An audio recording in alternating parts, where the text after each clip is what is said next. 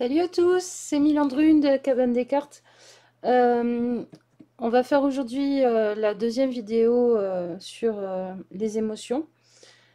Et aujourd'hui, je vous propose d'explorer la peur. Alors, posez-vous, prenez-vous un petit thé, euh, prenez le temps de discuter avec ce que je vais essayer de vous donner comme piste.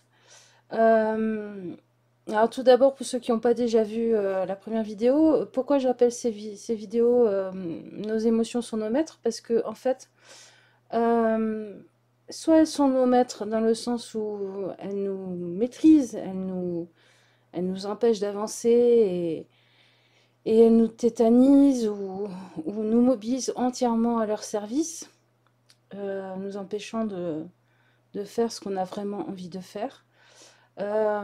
Soit elles peuvent nous apprendre des choses sur nous, nous enseigner des besoins, des vérités, des parts de nous, des croyances que l'on a, et nous aider à avancer comme un maître d'une tradition ésotérique, religieuse, philosophique le ferait. Alors je vous ai encore remis ces jolis petits poulpes parce que les émotions sont ces choses un peu tentaculaires, un peu nébuleuses qui peuvent euh, nous enserrer et nous empêcher de nous en sortir plus nous nous y débattons. Euh, alors la peur. La peur, c'est un peu la reine des émotions qui nous mange le cerveau tout de même, hein. Euh, on a tous peur, un peu constamment, de tas de choses. Alors déjà, qu'est-ce que c'est la peur? La peur, c'est cette espèce de monstre qui vient à vous dans un couloir tout serré et qui est fait de briques et de brocs. Euh, et ce brique et de broc, il tient ensemble et il a une forme un peu grotesque par notre imagination. Alors, qu'est-ce que c'est ces différents trucs qui, qui tiennent ensemble et qui sont mélangés? Ça peut être des choses qui viennent d'œuvres de fiction, des films, de l'imaginaire social, des choses qui vous ont marqué. Ça peut être des choses qui vous habitent depuis que vous êtes petit, des phrases, des croyances familiales, des choses que vous avez entendues ou que l'on vous a répétées. Ça peut être des mauvaises expériences que vous avez déjà vécues, que vous ne voulez pas revivre. Et en fait, au milieu de tout ça, il y a un petit noyau dans cette espèce de monstre un peu grotesque fait de briques et de broc qui correspond à une chose qui est précieux et qui peut faire en sorte que ce monstre tombe au sol éparpillé en ces différents morceaux et que vous ne subissiez plus cette terreur, cette angoisse. Alors, qu'est-ce que c'est? En fait, la peur, c'est un refus de se confronter à un danger. Alors, bien sûr, il y a les peurs logiques et légitimes. Avoir peur de traverser une route quand il y a beaucoup de véhicules qui roulent très vite, c'est une peur de mourir et c'est tout à fait légitime. Mais ça peut être aussi une peur de se confronter avec des archétypes, des symboles, des traumas. Et à ce moment-là, ce sont des phobies. Alors, si vous voulez travailler une phobie, demandez-vous ce que représente réellement pour vous euh, la chose qui vous fait peur et qui vous terrorise, même dans le cas d'une phobie. Et à quoi ça renvoie en fait? Euh, la peur des araignées, par exemple. Chacun y mettra quelque chose de différent. Ça peut être la peur de la saleté, parce qu'on vous a dit qu'elles étaient sales. Ça peut être la peur des choses non contrôlables et qui surgissent, parce qu'elles sortent un peu toujours de nulle part et elles nous confrontent. Ça peut être la peur des événements qui sont très aléatoires, parce qu'elles marchent d'une manière très, très aléatoire pour nous qui sommes bipèdes. Ça peut être aussi une peur du destin, avec sa filiation symbolique avec les fileuses du destin, les parcs, les nornes. Ça peut être aussi un archétype d'une mère qui était plutôt envahissante et qui empêche l'enfant de grandir. Enfin bref, ça peut être plein de choses différentes. Donc, vous pouvez explorer vos phobies déjà par là. Et puis sinon, il y a les peurs, on va dire, de la vie de tous les jours. Euh, j'ai peur d'aller passer un examen. J'ai peur de ne pas y arriver. J'ai peur de ne jamais réussir à trouver l'amour. J'ai peur de changer de maison. J'ai peur de changer de coupe de cheveux. Toutes les peurs qui vous viennent en tête. En fait, j'ai dit que c'était un refus de se confronter à un danger, une peur. Donc dans ces peurs-là, à quoi je, avec quoi je refuse de me confronter? Mais en fait, ce sont des choses qui pourraient chambouler, bouleverser vos croyances, euh, qui pourraient complètement transformer votre lecture d'une situation. Et en fait, ce qui se joue là-dedans, c'est votre vérité, la façon dont vous avez établi votre vérité et sur lesquelles reposent vos actes. Euh, Notre ego a très peur du changement parce que c'est l'inconnu et parce que ça remet en question sa structure à tous les coups. Donc,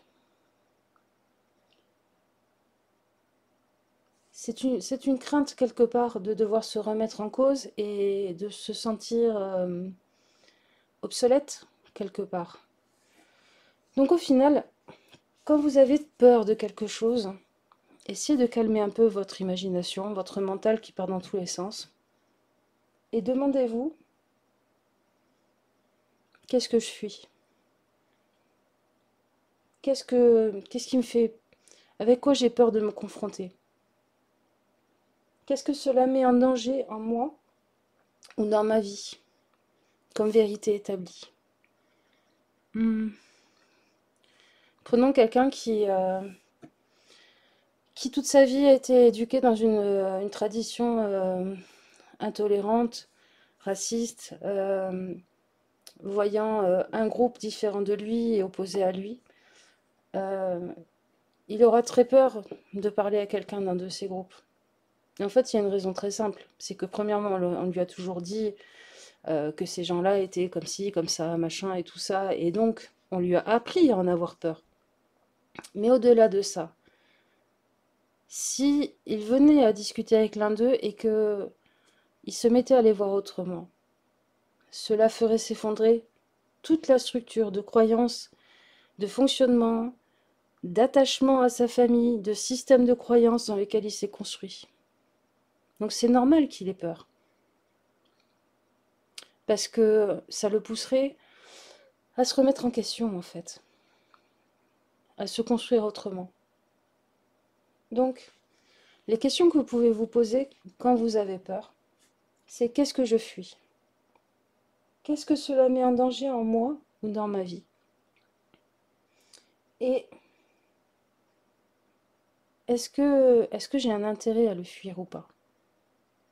Est-ce que ma curiosité peut prendre le pas? Ou est-ce que, en toute conscience, je reste mm, dans le refus de cette chose dans ma vie, dans cette ignorance, parce que ça me va très bien. Mais au moins, vous saurez de quoi vous avez peur. Alors, je vais vous proposer un petit tirage aujourd'hui pour essayer d'explorer une de vos peurs. J'espère que j'ai été claire parce que c'est un sujet qui est assez complexe dans le sens où plein de choses s'articulent les unes aux autres. Donc, le tirage que je vous propose, ça va être d'explorer une de vos peurs et d'essayer de se poser ces deux questions, c'est-à-dire qu'est-ce que vous fuyez dans cette peur? En gros, avec quoi vous refusez de vous confronter? En second, qu'est-ce que cela mettrait en danger en vous ou dans votre perception de la vie? Et enfin, quelque chose qui pourrait vous aider à confronter tout ça et à le dépasser ou à le comprendre. Alors comme la dernière fois, on va utiliser le prisme Oracle qui est là, qui a ces jolies cartes. Je vais faire en sorte que ce coup-ci, vous n'ayez pas du flou. Je suis désolée, ça devient un peu maquette en ce moment, mais voilà. On va mettre la peur par là. On va utiliser ensuite l'harmonisation par les couleurs et par les fleurs et les couleurs, qui est un vieux coffret des années 90 qui était à ma grand-mère. Donc, comme je disais dans la précédente vidéo, c'est un jeu qui d'un côté a des fleurs de bac avec des phrases à chaque fois. C'est-à-dire à quoi ça renvoie comme émotion, comme problématique pour se soigner avec les fleurs de bac, si vous y croyez. Voilà. Je vais vous en montrer une, que vous puissiez voir. Voilà, par exemple.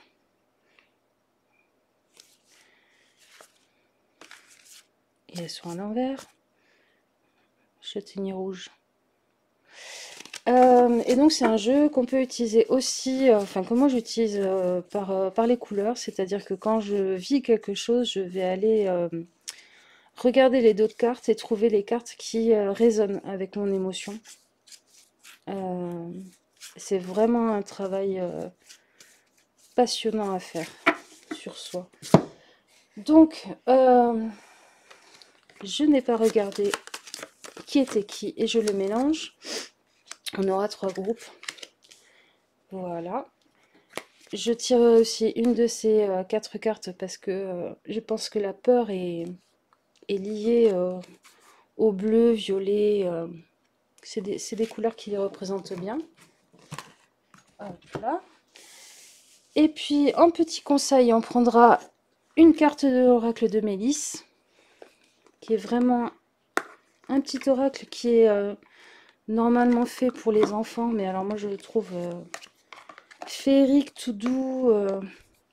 Je pense que en tant qu'adulte, puis alors la tranche bleue électrique, et puis alors vraiment il est tout doux et plein de bons conseils. Ça c'est le dos. Et j'utiliserai un tarot qui est le Mibramic Magical Tarot, qui pour moi est un tarot qui est tellement peu vu. Peut-être parce qu'il est un peu étrange avec ses personnages, inspirés d'animaux. Mais pour moi, tous ces animaux ont ces expressions propres à l'être humain qui parfois sont un peu... on peut rire de soi, en fait, et se regarder faire. Voilà, et alors pour les groupes, je vais vous faire choisir des fioles de couleur. Alors pour le groupe 1, on aura le bleu, pour le groupe 2, le vert, et pour le groupe 3, le orange. Voilà, vous faites vos choix et on se retrouve dans la barre d'infos pour les groupes 2 et 3. Et je vous fais des bisous. Allez, groupe 1.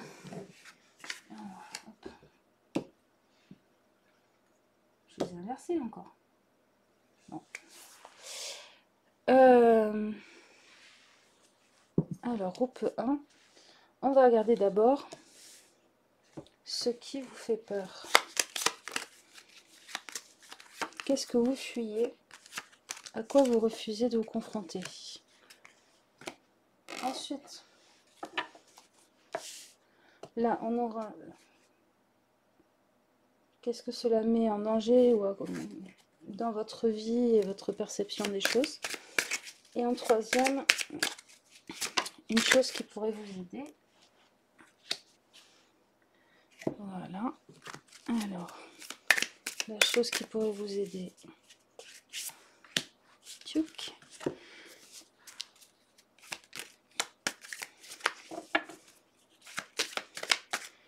Une carte pour ce que vous fuyez et une carte pour ce que cela met en danger dans votre vie.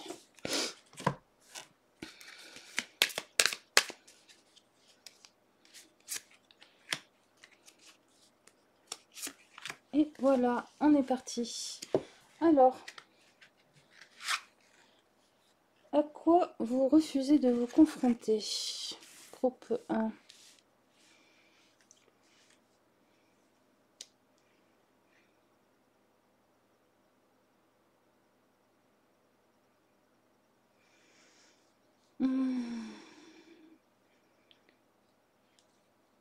J'ai l'impression que c'est difficile pour vous d'accepter de faire le deuil d'un hyper-optimisme, d'une idéalisation des rapports sociaux. Là, on a la centaurée avec sensibilité exacerbée, bonté poussée à l'extrême. Je pense que ce qui vous fait peur, parfois, c'est ce que vous prenez pour de la méchanceté ou de l'égoïsme chez les gens. Pourquoi tout le monde, il n'est pas gentil? C'est un peu ça que je ressens. Et, et vous vous en protégez en le fuyant, en le niant. Qu'est-ce que cela met en danger en vous, dans votre conception du monde?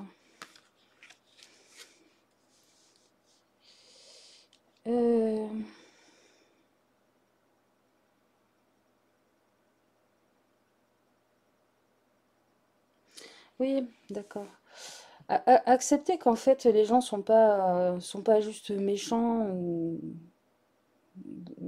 d'une nature mauvaise, mais ont juste des raisons différentes d'agir, des logiques différentes des fois qui prennent la première place dans leur liste.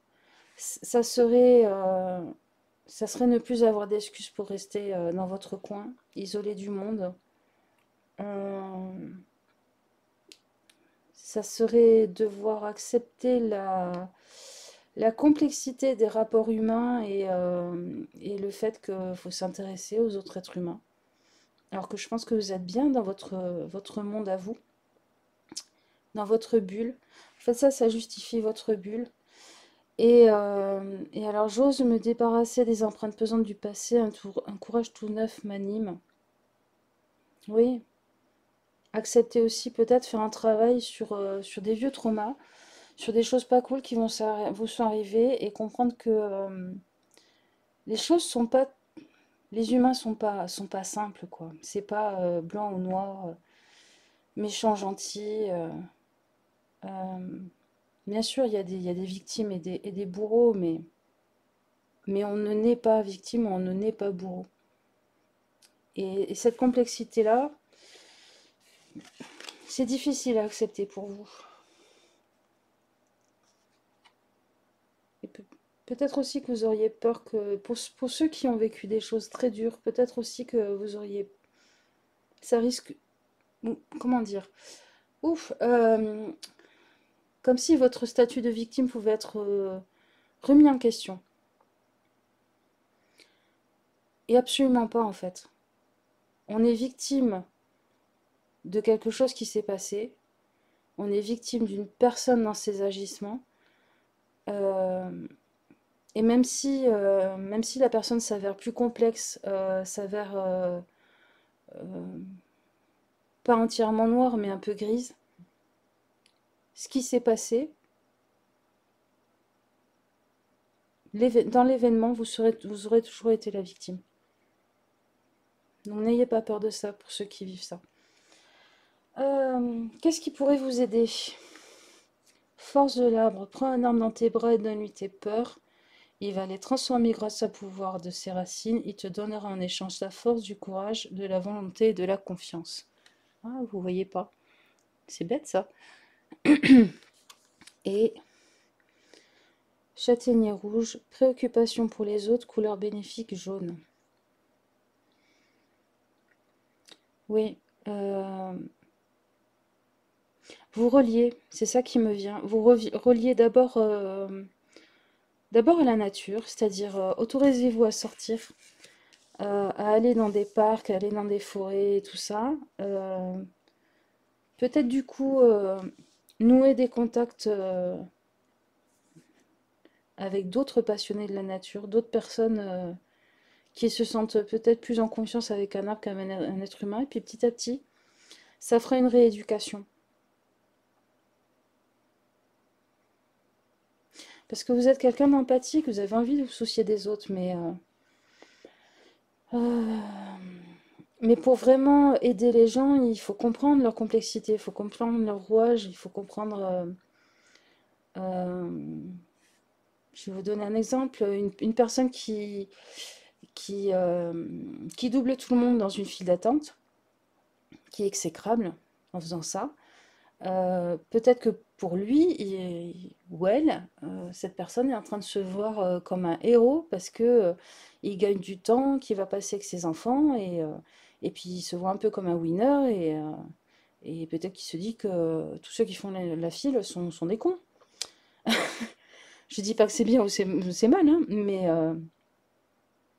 on a tous des filtres qu'on impose sur la réalité et des fois comprendre l'humain, c'est un peu comprendre ces filtres-là. Voilà. Je vous fais des gros bisous groupe 1 et puis j'espère que vous arriverez à dépasser cette peur. À bientôt. Allez, groupe 2. Je suis désolée. J'ai fait ma bourde du jour. Je ne sais plus si c'était la verte ou la orange. Je pense que c'était la verte. Alors, on va tirer ce que vous fuyez. Ça, c'est ce que vous montez, ce qui est mis en danger dans votre vision du monde ou en vous. Oh non, j'en ai deux et j'en veux pas deux.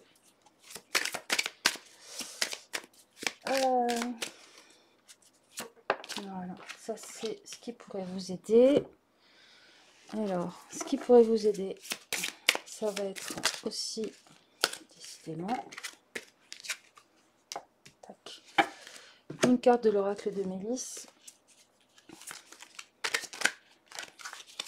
Les deux autres. Ouh, ça va pas.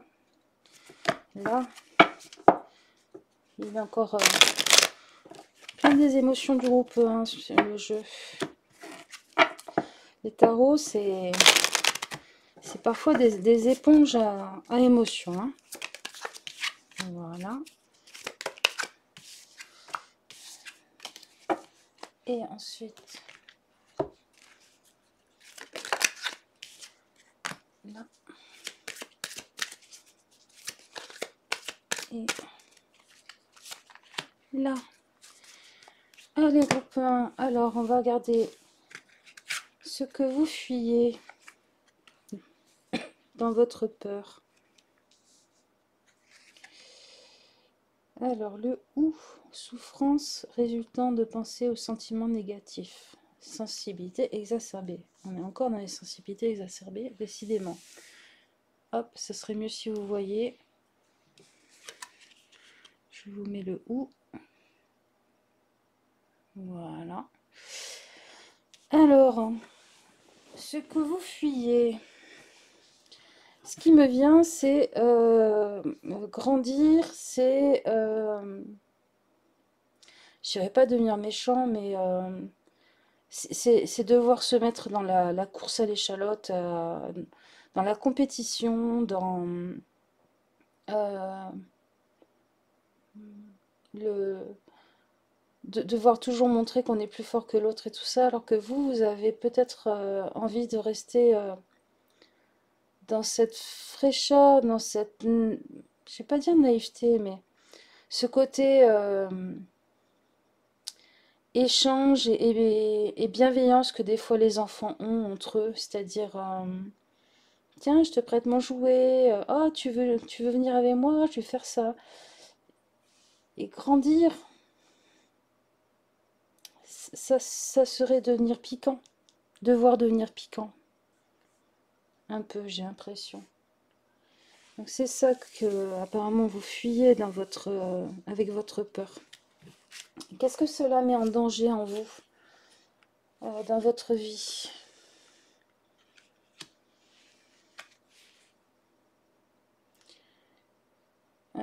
Alors, Elianthem, hop, voilà. Dieu m'aime et me fait don de la confiance, l'espoir renaît. Avec la justice et le reflet. Hmm. Euh,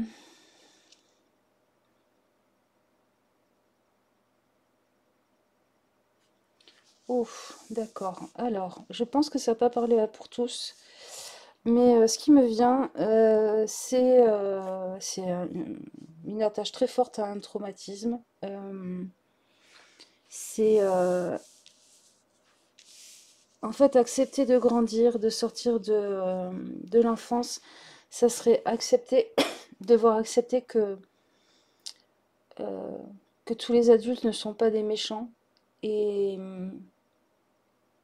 et vous voir vous-même comme un adulte alors que vous avez toujours perçu, j'ai l'impression, ça comme le fait de grandir, c'était de devenir une menace pour les autres. Ouais, c'est un mot fort, mais j'ai vraiment l'impression que c'est ça. Euh, ouais, il y a un truc, vous ne pouvez pas accepter de devenir grand, de passer dans l'autre camp en fait. C'est un peu ça qui me vient. Euh, il y a aussi cette notion de voir le reflet de personnes de votre passé, de parents, d'adultes, quand vous étiez enfant, dans votre propre miroir et d'accepter que peut-être ils ont fait ce qu'ils ont pu, que, que c'était que des humains. Ouf, ou le chakra-gorge. Oui, pardon, désolé. Je pense il y a, il y a quelque chose à dire là. Il y a une vérité à sortir, hein. Entre la justice et puis là, ça attaque la gorge. Ouais, je pense que c'est une peur qui va chercher loin dans votre cas.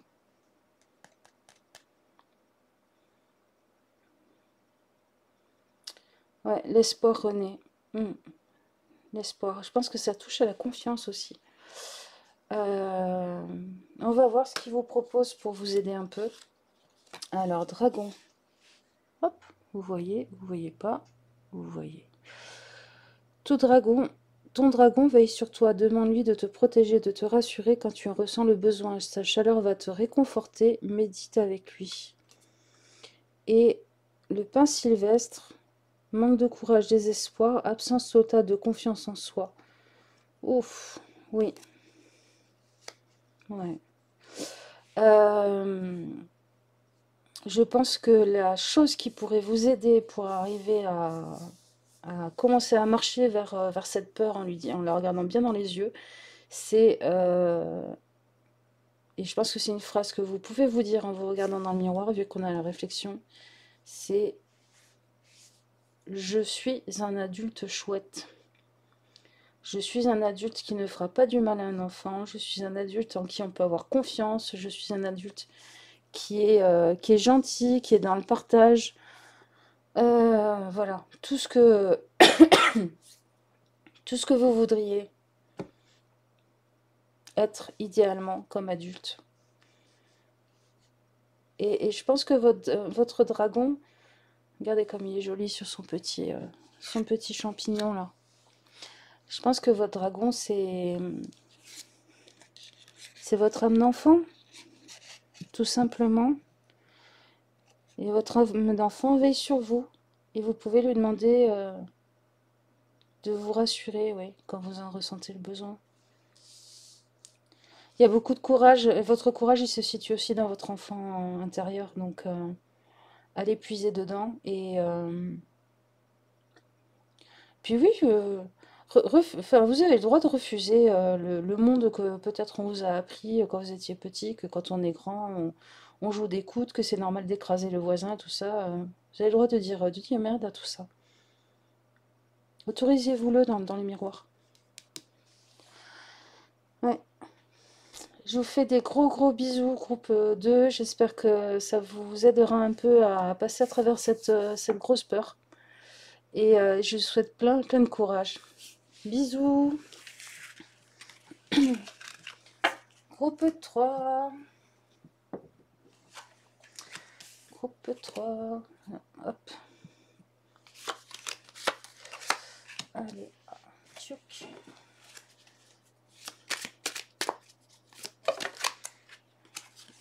Là. Alors. Une carte pour les choses qui pourraient vous aider. Non, c'est pas toi.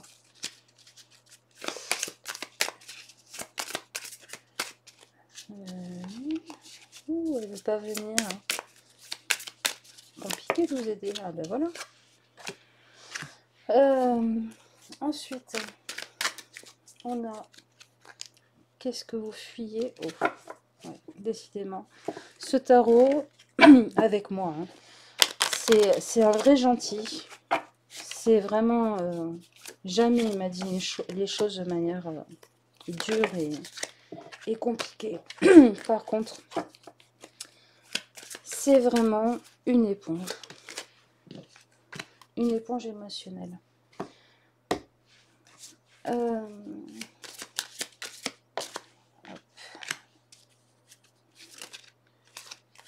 Voilà. Allez, c'est parti. Alors, qu'est-ce que vous fuyez dans cette peur? À quoi vous n'avez pas envie de vous confronter? Quelque chose qui vous fait décidément très très peur. Alors, noyé, sensibilité exacerbée, manque de persévérance.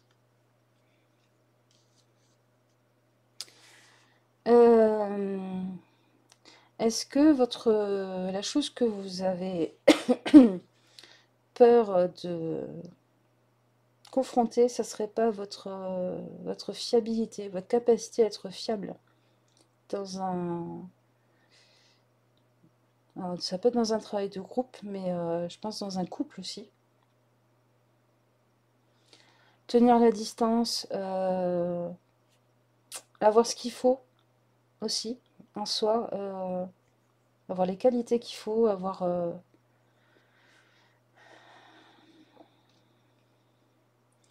Et puis finalement, peut-être...